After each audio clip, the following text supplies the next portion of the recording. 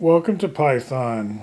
I wanted to talk about a couple of fairly high level concepts, general concepts, in connection with object oriented programming in particular.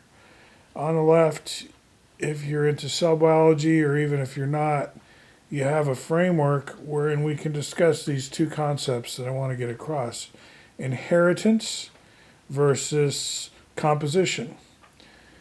When we create a cell, a brand new cell, let's go to the bottom here on the left, you'll see the eukaryote cell.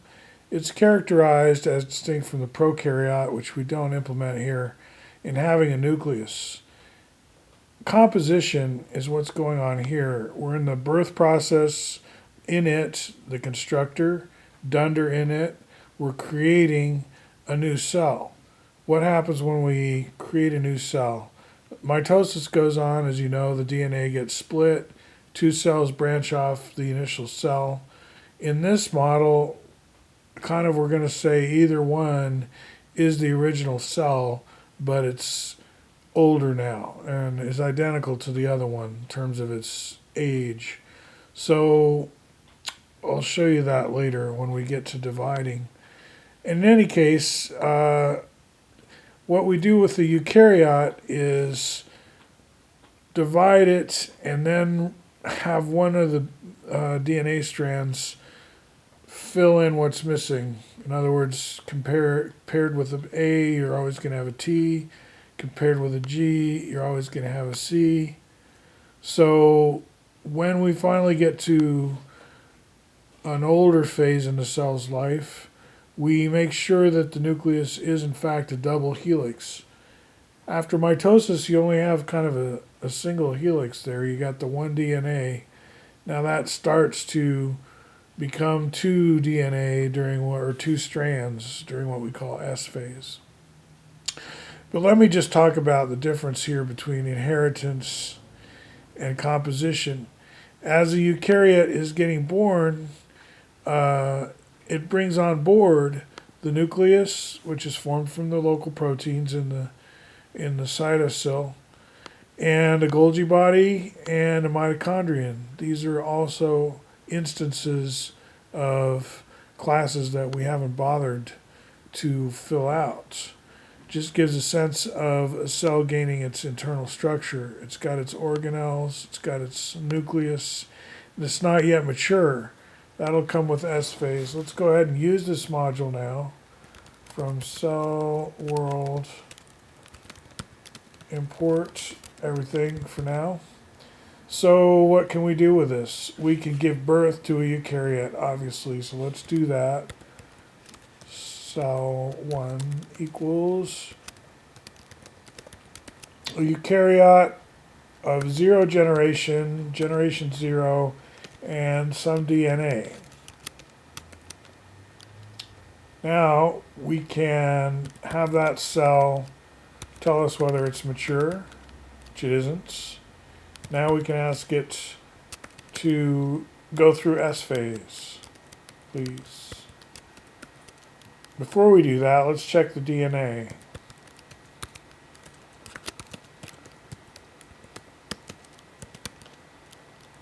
Okay, it only has one strand, so now we go through S phase.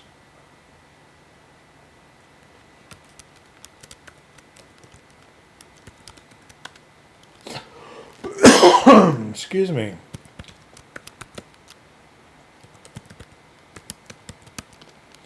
Okay, the S phase is complete, the DNA is complete, we're ready to divide.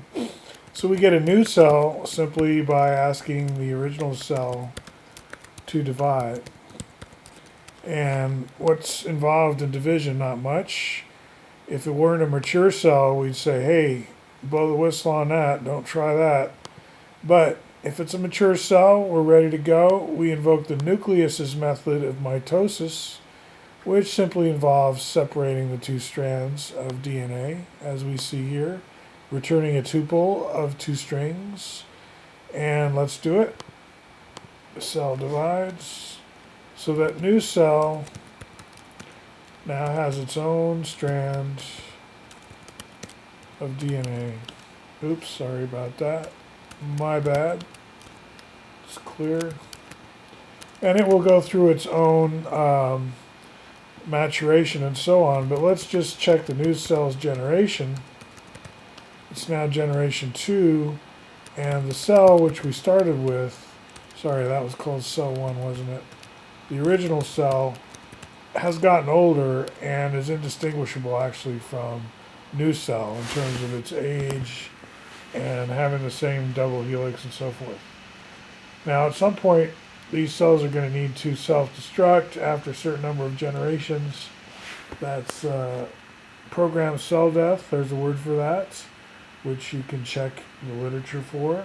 Starts with an A. In any case, that gives you a sense of how we can model. Well, let me just review.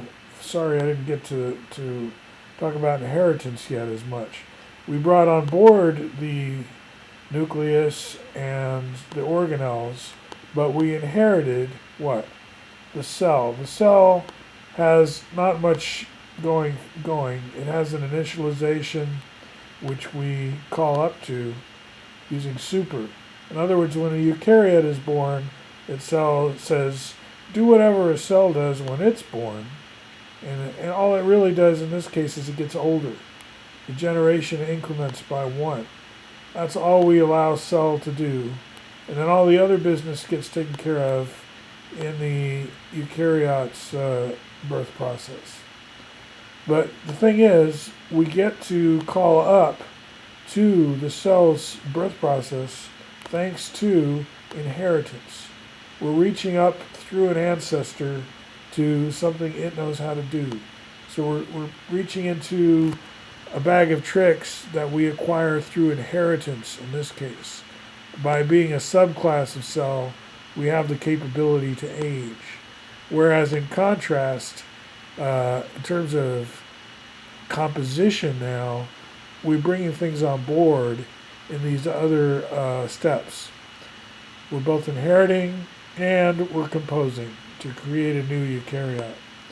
That's the main point of this discussion. Thanks for listening.